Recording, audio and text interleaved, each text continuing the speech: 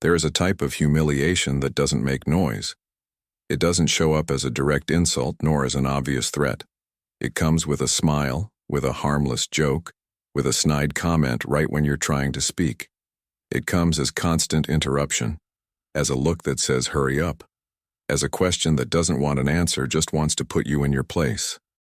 It comes as a calm down, you're overreacting, said with the calculated serenity of someone who wants to seem mature while pushing you onto the defensive.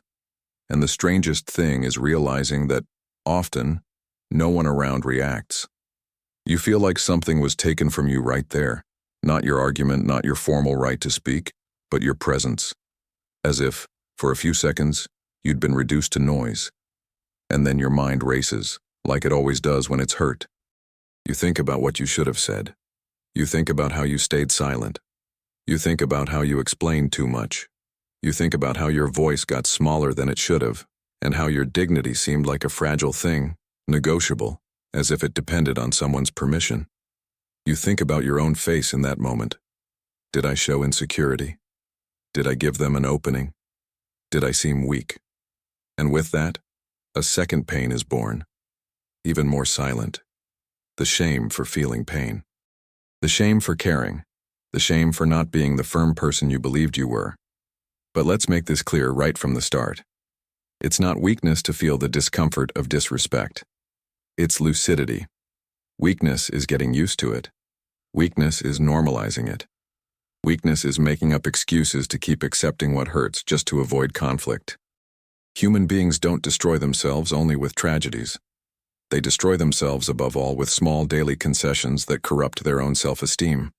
And one of the most common concessions is allowing repeatedly for people to treat you like someone who can be run over. There's a deep reason why this happens so often. Most people learn to talk, but not to stand their ground.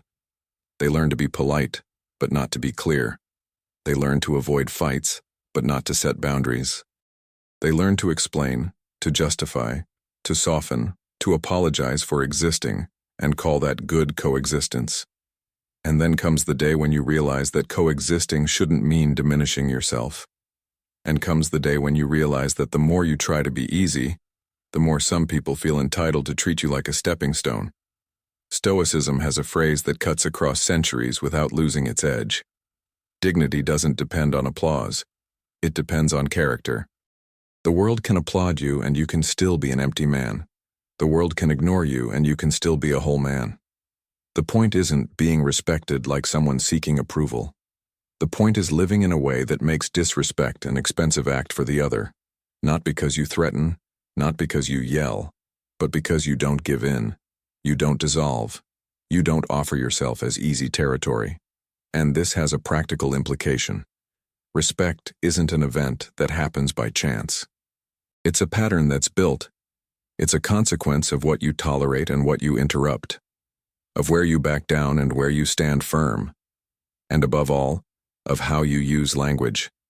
Because language isn't just a tool for conveying ideas. It's a way of revealing posture. Your voice carries an invisible signature. It says if you believe what you're saying, if you consider yourself worthy of being heard, if you feel guilty for taking up space. Have you ever noticed how some people enter a room and don't need to say anything to be noticed? They don't arrive with theatrical arrogance. They don't arrive proving something.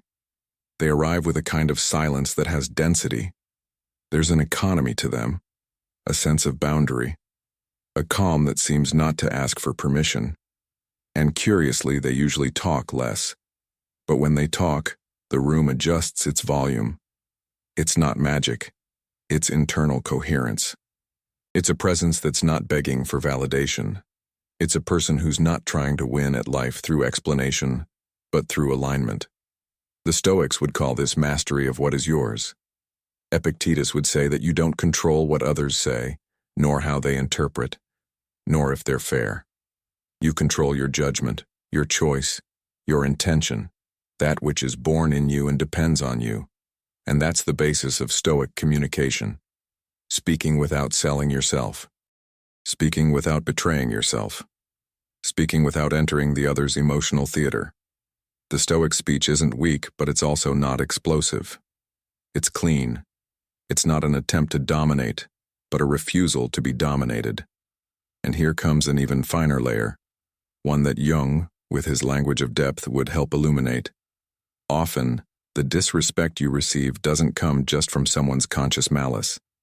It comes from the shadow, from the unintegrated part of the other, from what the person can't stand in themselves and tries to control in you.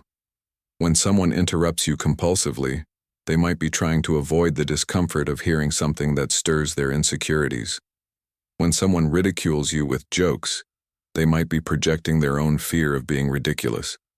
When someone accuses you of being too sensitive, they might be denying their own sensitivity, expelling it outward, as if the problem were in you. The shadow doesn't like mirrors, and a person with posture, even in silence, becomes a mirror. But there's a risk. If you don't know your own shadow, you enter the game. You react to prove something. You argue to justify yourself. You get worked up to regain power. You try to win the conversation to compensate for the feeling of being diminished. And then the worst happens. You lose twice. First, you lose because you were disrespected. Then, you lose because you disrespect yourself by acting out of character. Communication turns into a fight. The fight turns into identity, and identity turns into prison. The proposal of this theme, 7 phrases that demand instant respect, might seem, at first glance, like a verbal trick, as if memorizing a few lines were enough. Presto, the world respects you. But the truth is almost the opposite. Phrases don't demand anything on their own. What demands is the posture behind them. Words are just the visible tip of something deeper. They work when they're an extension of your center, not when they're a disguise for your fear. That's why before any phrase, there's a rule. Don't confuse respect with fear.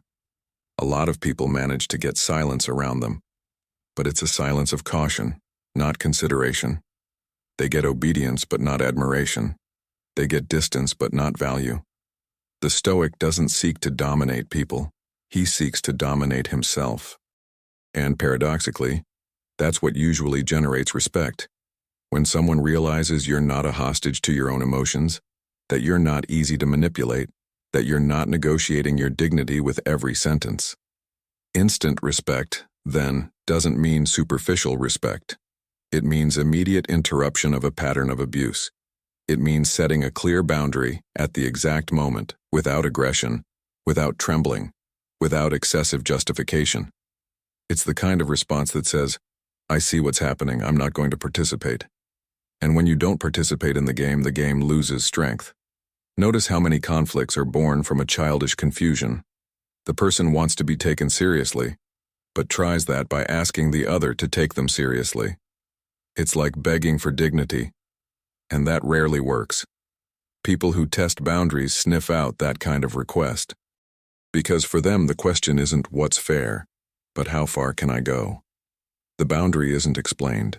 The boundary is upheld, and upholding is different from fighting. Upholding is remaining whole. Here, a reflection that's as old as humanity is worth it. Why do some people treat us with care and others with carelessness?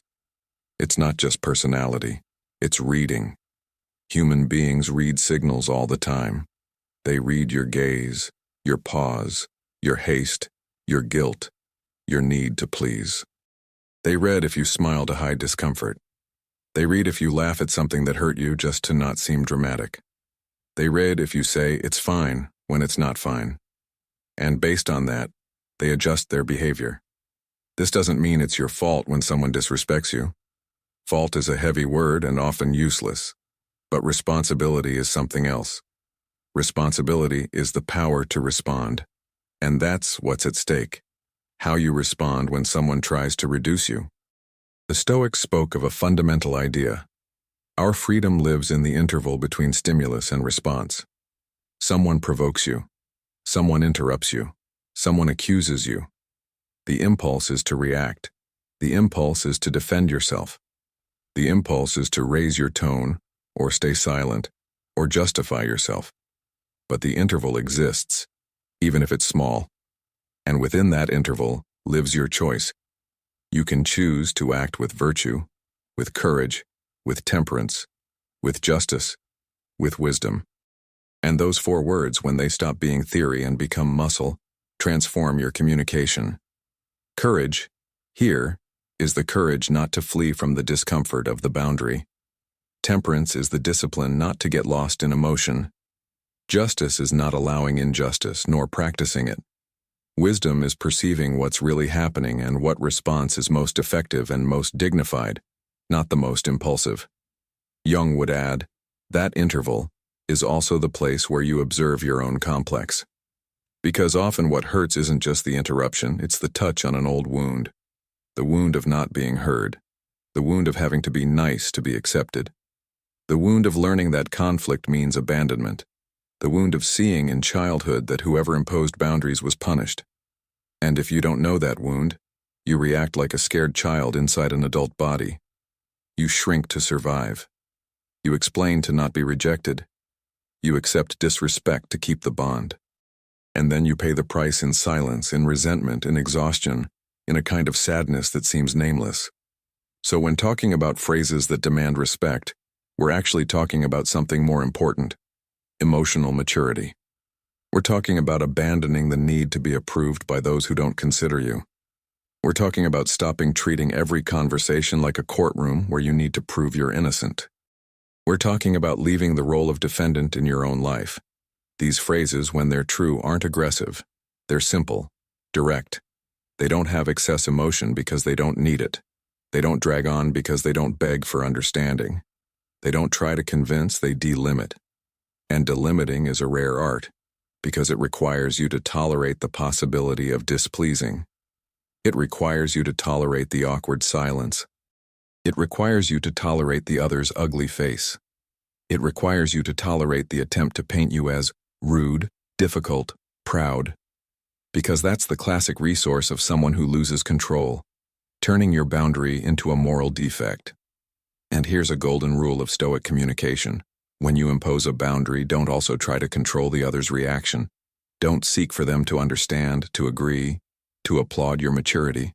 That would just be another form of dependence. Your boundary doesn't need to be loved. It needs to be upheld. There's a type of peace that only emerges after you stop explaining yourself to people who don't want to understand. And it's not a bitter peace. It's a dry, firm peace, like a stone at the bottom of the river. The water flows, makes noise, tries to drag leaves, but the stone doesn't move. Not from sick rigidity, but from rootedness. The rooted person doesn't respond with spectacle. They respond with presence. And that's what we're going to build here. Not a repertoire of phrases to win arguments, but a way of speaking that prevents you from being swallowed by emotional games. A way of speaking that preserves your energy. A way of speaking that keeps your dignity intact, even when the world tries to pull you into chaos. The 7 phrases are, in practice, 7 ways to do the same thing. Interrupt disrespect without lowering yourself to the level of disrespect. 7 ways to cut the excess without turning aggressive. 7 ways to be clear without being cruel. 7 ways to not justify yourself without turning cold. 7 ways to remind the other, and above all yourself, that you're not available to be treated like an object. Maybe you're thinking, but what if I say it like that and the person gets worse? What if I lose relationships? What if I create conflict? That question is legitimate, and it reveals a human fear. The fear that the boundary will cost affection, cost belonging, cost peace. But there's a harsh and liberating truth. Relationships that only survive with you diminishing yourself aren't relationships anymore. They're silent contracts of submission. You don't lose a relationship by setting a boundary. You lose an illusion. And sometimes, losing an illusion is the start of health. Stoicism doesn't promise that the world will treat you well. It teaches you to be good regardless of the world. And that's harder than it seems because it requires you to stop measuring your worth by others' reactions. It requires you to accept that some people will try to punish you for becoming firmer. They'll call it ego. They'll call it change. They'll call it you weren't like this. And maybe you weren't. Maybe you were easier. Maybe you were more available. Maybe you were more manipulable. And the price of that was too high. And this is where Jung returns as a silent counselor. When you start to individuate, when you start to become yourself, and not a persona built to please, you inevitably frustrate expectations. The persona is the social role you wear to be accepted. It's useful, but it becomes a prison when it turns into your only identity.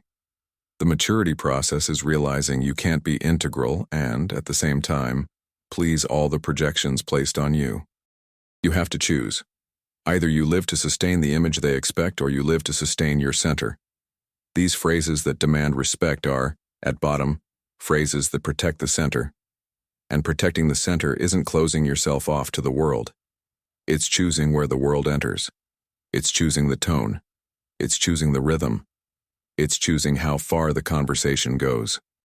It's deciding that you won't stay available for attacks disguised as jokes, for guilt reversals, for constant interruptions, for emotional manipulations. Think about how many times you've left a conversation feeling drained. Not because the topic was complex, but because there was a sense of invasion.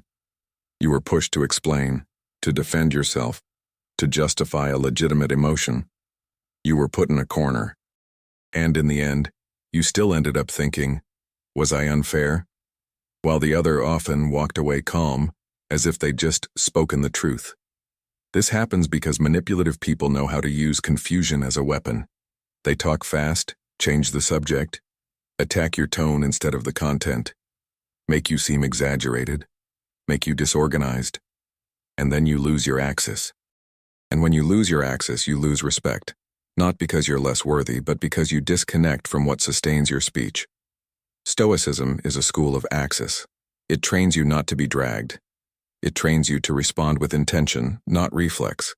It trains you not to depend on the other's mood to keep your peace. And now, with all that said, here's the real promise of this content. At the end, you won't just memorize phrases. You'll recognize patterns. You'll notice when respect is being tested. You'll feel more quickly when a conversation stops being dialogue and turns into a power dispute. And you'll have at hand simple ways to respond without corrupting yourself. Because respect, in the end, isn't something you wrench from the other. It's something you uphold in yourself. And when you uphold it, the other notices and adjusts or distances themselves. Either way, you stop losing yourself. Take a breath for a moment and observe. In which situations in your life do you explain yourself the most? With whom do you feel you need to walk on eggshells? With whom do you feel that, if you're direct, you'll be punished with silence, irony, distance? This question isn't to blame you. It's to give you back clarity.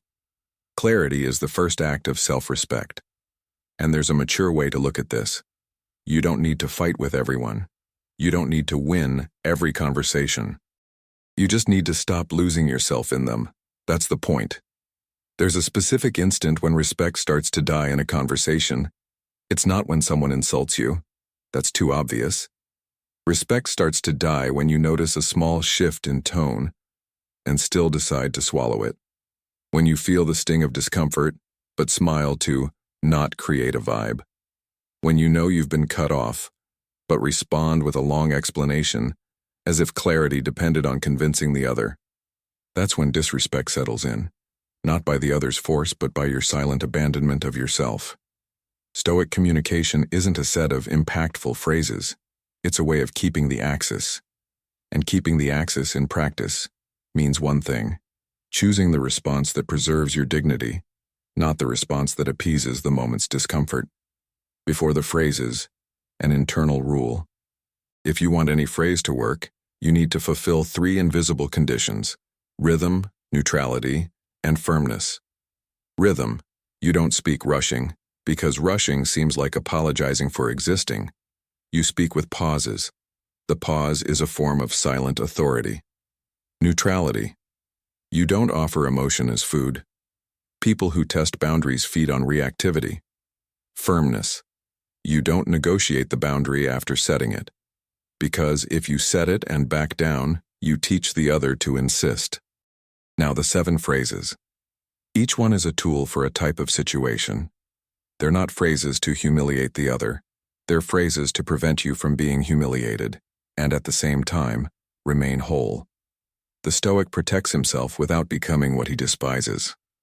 The first phrase is for when someone tries to interrupt or run over your speech, as if your presence were a dispensable detail. I'm not done yet. Simple, short, without aggression, without justification. Most people in that moment try something very common and very self-destructive. Raise the volume to compete. But competing is accepting the game. I'm not done yet doesn't compete. It affirms. And if you say it calmly, without a nervous smile, you create a kind of invisible wall. The conversation now has a limit. What's behind this phrase is a classic virtue, temperance. You don't get worked up to demand space. You assume the space is already yours. Jung would say that when you can't say, I'm not done yet, often it's because you carry a complex tied to being seen as bothersome, as if taking up space were guilt.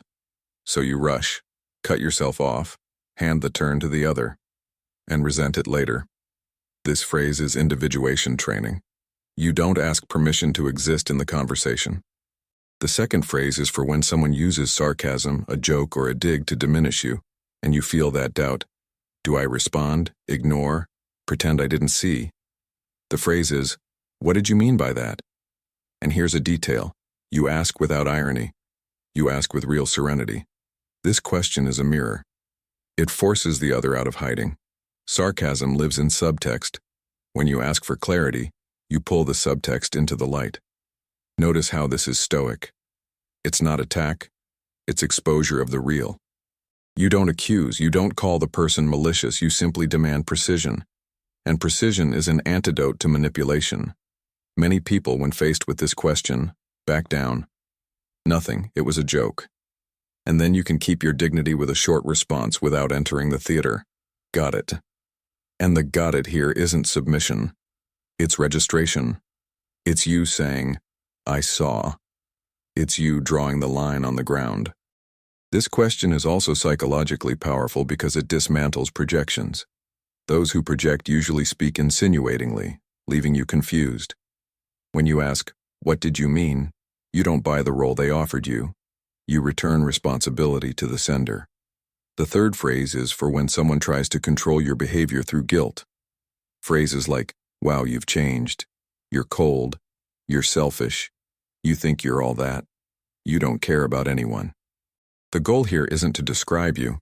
It's to pull you back to the old role, the convenient role. The phrase is, I understand you think that way. And stop there. It's not to complete with, but I'm not. It's not to explain yourself. You just acknowledge the other's perception without kneeling before it. This is deeply stoic. You separate what's opinion from what's reality. You don't try to control the other's interpretation. You accept that the other can misinterpret, and you don't contort to correct it. You're not a hostage. Epictetus would say, if someone speaks ill of you, remember they speak from what they imagine. And Jung would complete, often, when you change, the other feels they've lost power over you. And then they try to punish you with labels. I understand you think that way, blocks the emotional bait. You don't fight. You don't justify. You don't offer drama. You just don't go back to the cage. The fourth phrase is for when someone crosses a boundary with abusive demands, time invasion, insistence, pressure. That kind of approach, where the person wants to back you into a corner and make you give in just to get it over with. The phrase is, I'm not going to decide this right now. This is a stroke of maturity, because a lot of people lose respect for a simple reason. They decide under pressure. They accept commitments to not generate discomfort. They say yes out of fear of being judged, and then pay with silent anger. I'm not going to decide this right now returns control of time to you. And whoever controls time controls the conversation. This isn't manipulation, it's health. The Stoic chooses the right moment to act. He doesn't act pushed. This phrase also avoids a common trap. When you're emotionally triggered, your judgment gets cloudy. And if you commit in that state, you often betray yourself. The pause is a form of wisdom. The fifth phrase is for when someone disrespects you more directly, raising their tone, insulting, trying to humiliate you in front of others, or using aggression to dominate. Here the communication needs to be clear, short, and final. I'll continue this conversation when there's respect. It's not a threat. It's a condition. It's a rule. It's you establishing the minimum standard for dialogue to exist. Notice, you don't say, "You're disrespectful." You don't get into moral diagnosis. You speak about the dialogue's requirement. This is Stoic justice. You don't return evil with evil, but you also don't offer yourself as a target. And the most important, if the disrespect continues, you uphold the phrase with action. You end the conversation. Because without action, the phrase becomes theater. Jung would say this is the point where a lot of people fail out of fear of loss, fear of losing the relationship, fear of losing approval, fear of being seen as difficult. And then they accept aggressions to keep an appearance of peace. But peace that requires humiliation isn't peace, it's anesthesia. The sixth phrase is for when someone tries to turn your legitimate emotion into a defect. You're too sensitive. You're dramatic. You take everything personally. The goal here is to invalidate your feelings so you stop reacting. The phrase is, you don't have to agree, but you have to respect. This is gold. Because you're not asking the person to understand your emotion. You're not asking for perfect empathy. You're demanding the basics, respect.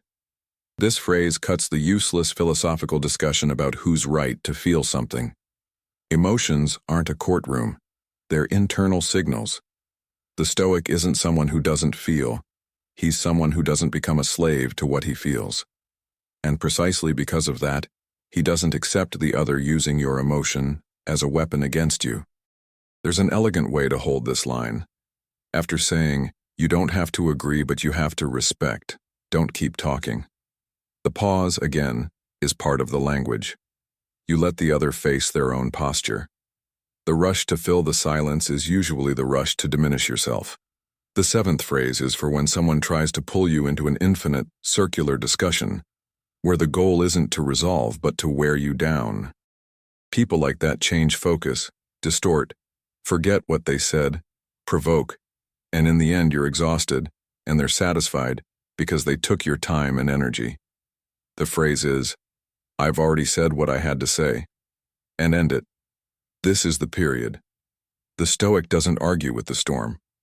He waits for the storm to pass and decides if it's worth continuing the route. This phrase is a form of sovereignty. It says, I'm not here to be drained. And if someone insists, you don't need to repeat with anger. You repeat the same with the same tone and end the interaction. Calm repetition is a wall. Whoever wants war needs emotional fuel. You don't provide it. Now, an essential observation. These phrases don't work if you use them as weapons. They work as edges. Weapons try to hurt. Edges just prevent invasion. And real respect is born when the other realizes you have edges.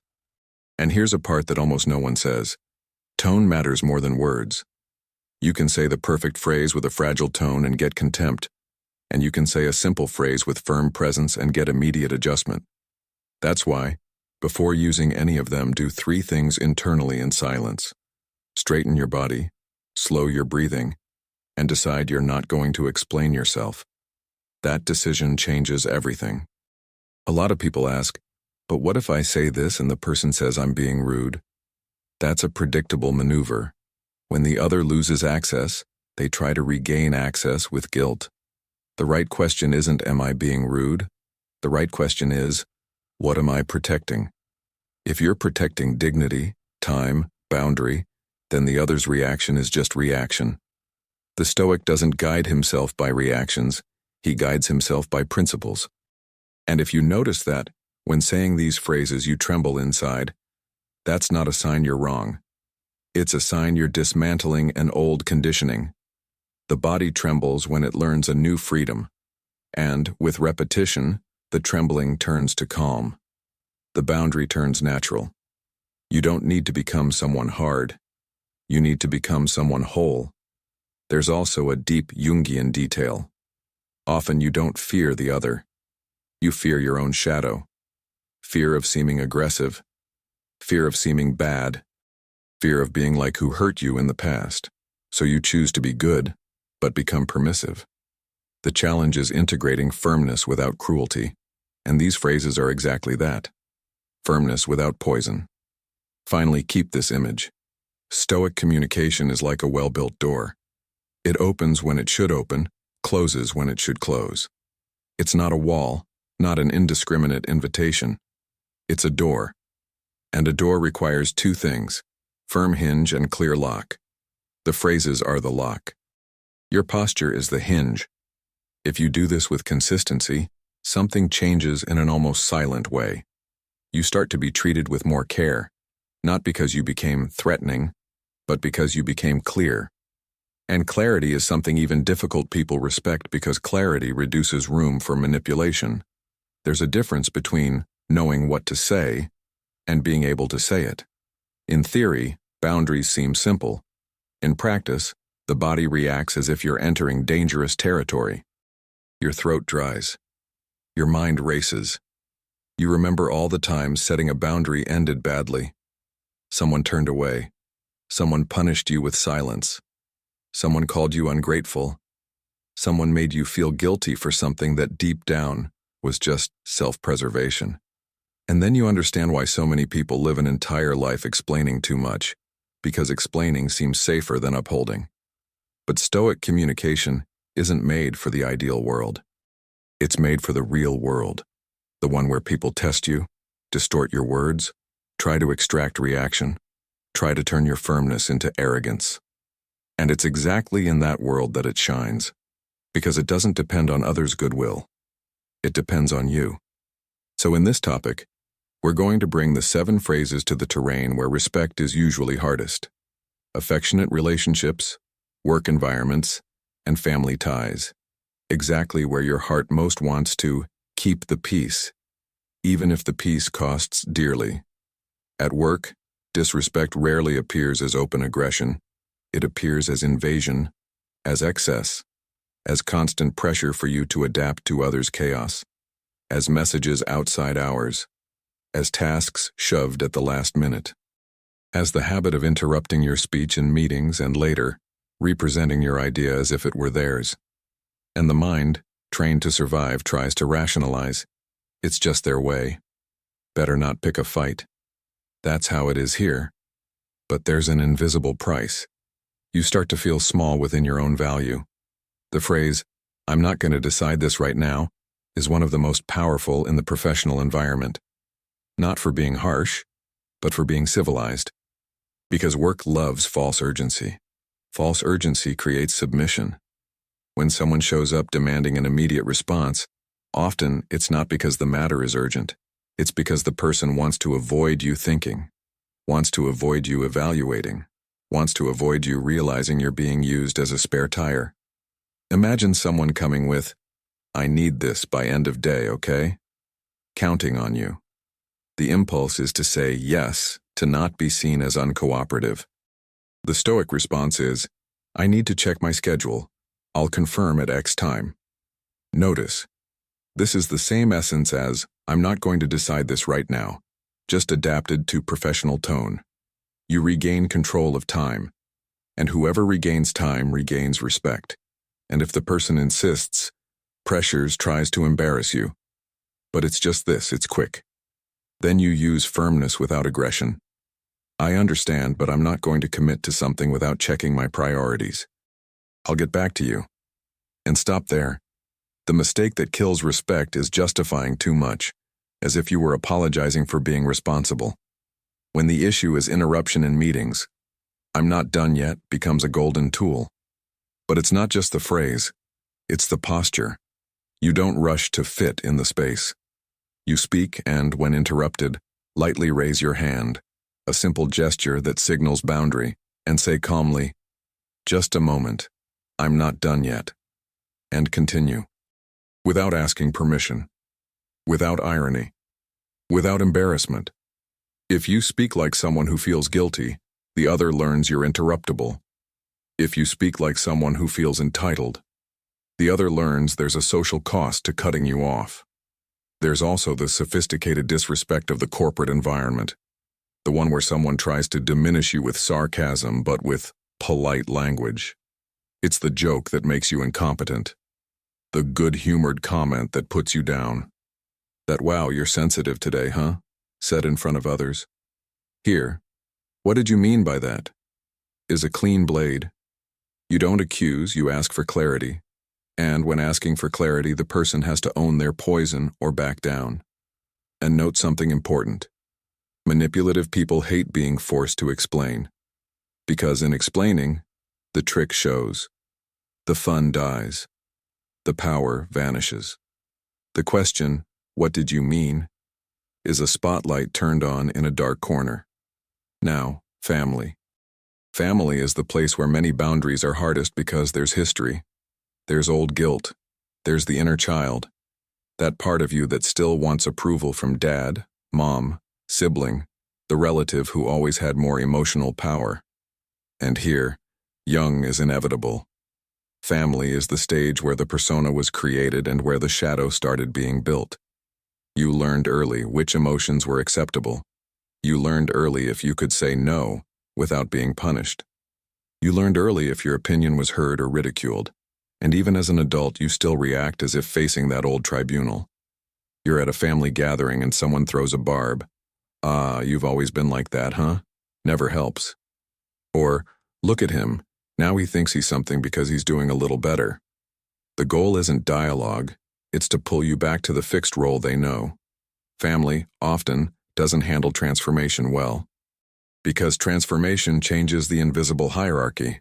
And when the invisible hierarchy changes, some try to demean you so nothing needs reorganizing. Here, I understand you think that way is a mature way not to enter the drama. You don't need to argue the whole history. You don't need to recount facts. You don't need to prove you're not that. You just don't buy the label. And if necessary, add a short compliment. "But this is my decision." And end it. What destroys respect in family is trying to convince those who don't want to be convinced. Because deep down, it's not about reason. It's about effective power. And effective power isn't one with logic. It's one with consistency. Think of a common scenario. A family member invades your life with advice and judgment, as if they had total right over your choices. You're really going to do that? What an idea. The urge is to defend. But I thought, I planned, And there, you've entered the child's place explaining to an impatient adult. Stoic communication here would be, "I heard your opinion." Pause. "I'm going to do it my way." And done. The silence after that is part of the boundary. Now, romantic relationships. This is delicate terrain because while you want firmness, you also want connection. And many people confuse connection with concession. Confuse love with tolerating disrespect. Confuse keeping the relationship with erasing yourself. But no love survives with your dignity being dismantled bit by bit. In relationships, disrespect can be overt, yelling, insults, threats, or subtle, contempt, irony, emotional invalidation, silent treatment, blackmail. And here the phrase, "You don't have to agree, but you have to respect," is an anchor. Imagine you saying, "This hurts me," and the response coming as, "Wow, you're dramatic." This is a blow that tries to invalidate your internal reality. The Stoic response doesn't fall into the trap of proving you're not dramatic. The response is, "You can think whatever you want about this, but I need you to respect." And if the person insists on disrespecting, enter the clear condition, "I'll continue this conversation when there's respect." This point is crucial. What gives power to this phrase isn't the tone, it's the consequence. If you say, "I'll continue when there's respect," and stay there, listening to insult and trying to resolve, you teach that your phrase is decorative. Respect doesn't come from pretty phrases. It comes from coherence. There's a simple and harsh rule for adult emotional life. What you don't interrupt, you authorize. Even if you don't want to. Even if you suffer. Even if you cry later. The other's brain learns from what you tolerate. If you tolerate, it becomes pattern. If you interrupt with calm and consistency, it becomes boundary. And here's an important nuance. Interrupting isn't punishing. Interrupting is stopping participating. Many people fear turning cold. But the Stoic isn't cold, he's regulated. He refuses to set his own house on fire to warm the relationship. He refuses to enter a storm to prove love. He knows love doesn't require accepting humiliation to keep closeness. Now let's talk about the scenario where the conversation turns into an endless cycle. You know which one. You bring up a point, the person distorts, you correct, they change the subject, you insist, they attack your tone, you try to go back, they remember something from 3 years ago.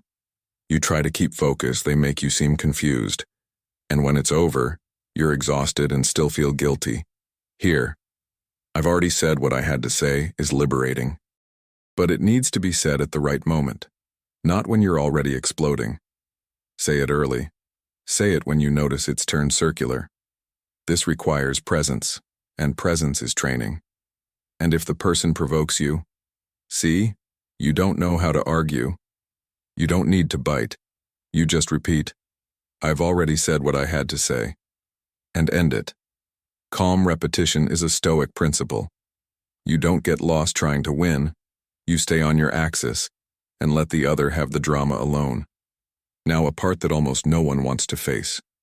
There are people who only respect when they lose access, not because they learn virtue, but because they learn boundary. And that doesn't make you cruel. It makes you responsible for yourself. Jung would call this working the relational shadow. You're integrating the capacity to frustrate, the capacity to say no, the capacity to not be loved by everyone. This integration is what transforms a nice guy into an adult. Because the nice guy isn't good by virtue. Often he's good out of fear. And fear is a terrible language counselor. And something more subtle. These phrases aren't just for others, they're also for you. Because every time you say, I'm not done yet, you're teaching your own nervous system that your voice has a place. Every time you say, what did you mean by that? You're teaching your mind that it doesn't need to swallow poison to keep peace. Every time you say, I'm not going to decide this right now, you're teaching your anxiety that haste doesn't rule you. Every time you say, I'll continue when there's respect, you're teaching your inner child that she doesn't need to endure aggression to be loved. This is healing in action, not theory, not pretty speech. It's a bodily decision. I'm going to respect myself. Now, there's a common mistake when applying these phrases, using them all at once, as if you were armed. Stoic communication is economical. You choose one fitting phrase and stop. You don't explain for 10 minutes why that phrase is fair. You don't lecture on respect. You make the move and uphold the silence. And another common mistake, trying to teach the other to be mature. You're projecting. That's your insecurity. You're manipulating. It might even be true, but it's rarely effective. The Stoic doesn't need to diagnose the other. He just needs to decide what he accepts. Diagnosis usually turns into ego fight. Boundary turns into peace. To make this even more practical, keep 3 signs that you should use one of these phrases immediately. When you feel you're explaining to gain permission. When you feel the conversation is pulling you into a tone that doesn't match you. When you notice your body is on alert, as if you're being cornered. These signs are the body saying, there's invasion here. And if you ignore the body, you lose the axis. If you listen to the body and respond with firmness, you preserve your integrity. And here's a final image for this topic. Imagine your respect is like a garden. If you let anyone enter, step, pull flowers, and still offer water, soon the garden turns to dirt. Not because you're weak, but because you didn't put up a fence.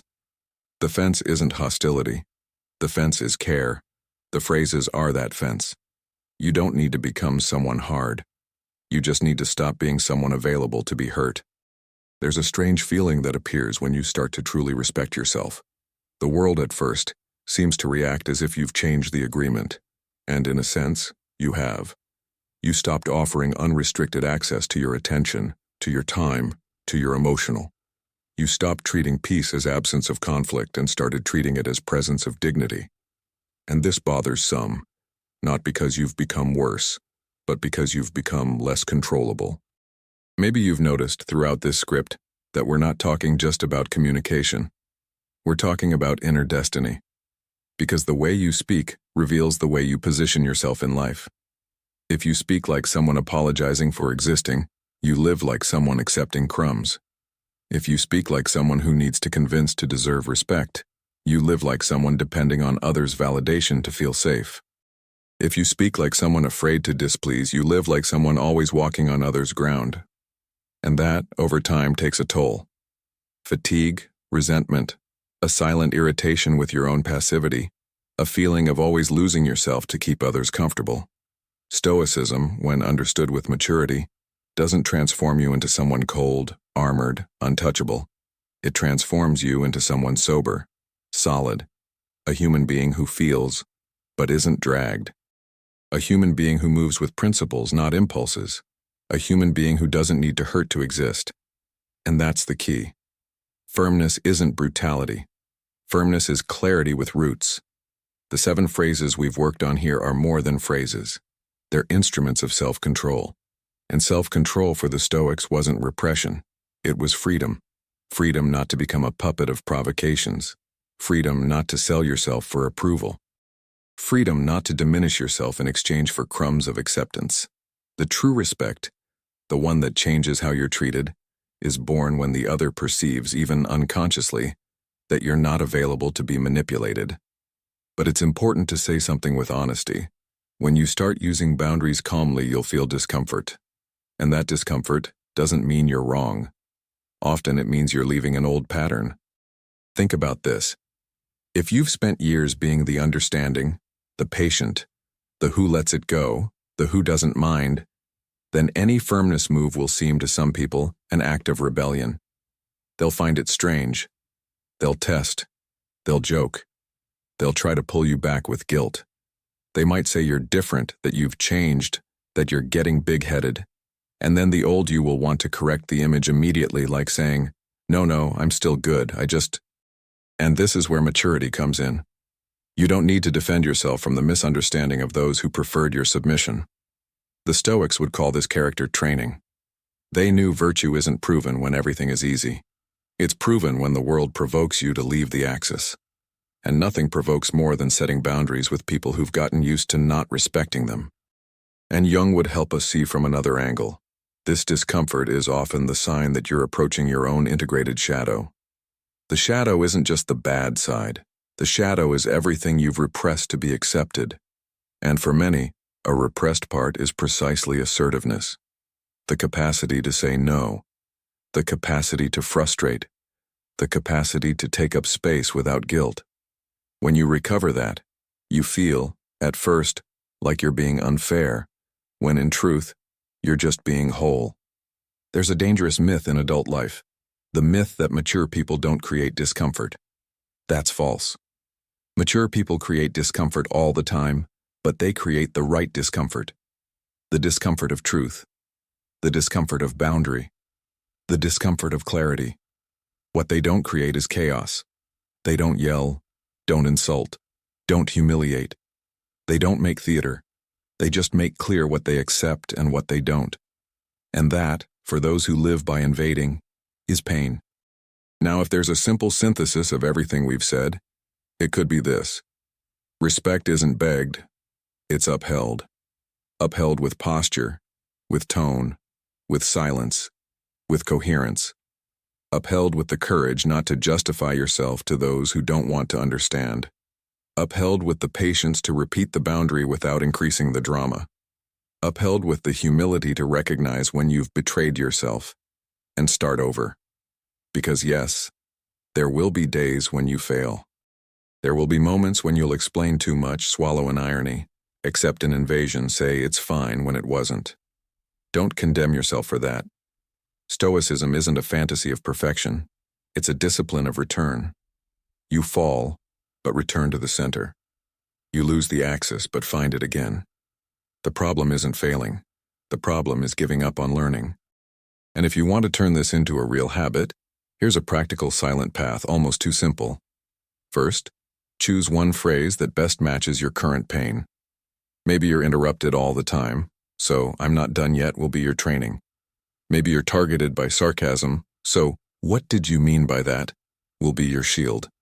Maybe you live surrounded by pressure, so "I'm not going to decide this right now" will be your freedom.